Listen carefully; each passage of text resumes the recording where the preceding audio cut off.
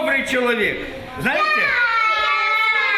То вы все добрые. Это те люди, которые делают добро. В этом социально-реабилитационном центре на 40 мест дети от мала до велика. И дошколята, и старшеклассники. Кого-то сюда отдали родители, попавшие в тяжелую жизненную ситуацию. Кого-то забрали от нетрезвых пап и мам стражи порядка. Есть и такие, кто сам захотел уйти от нерадивых родственников, когда жить дома стало невмоготу. Поэтому появлению таких нежданных гостей, да еще и с подарками, ребята очень обрадовались. Малыши окрестили батюшку Дедом Морозом, охотно рассказывали ему стихи, отгадывали загадки и водили вокруг елки хороводы.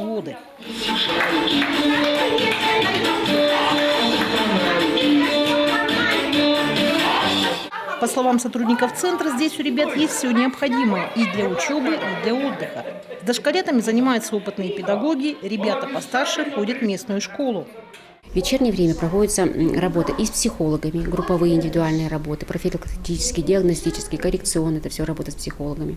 Педагоги проводят реабилитационные программы, это то есть учат детей каким-то трудовым определенным накам, то есть программы различные тематики, искусство, творчество, музыка в рамках того, что мы можем, какая у нас есть возможность. Также учреждение имеет лицензию на осуществление медицинской деятельности. В эти новогодние праздники сыктывкарцы не оставили воспитанников центра без подарков. Неравнодушные горожане приносили ребятам игрушки, канцелярские принадлежности, сладости. И хотя дети попали сюда не от хорошей жизни, они знают, мир не без добрых людей. Наталья Литкевич, Павел Фетисов, телеканал Юрган, Сыктывкар.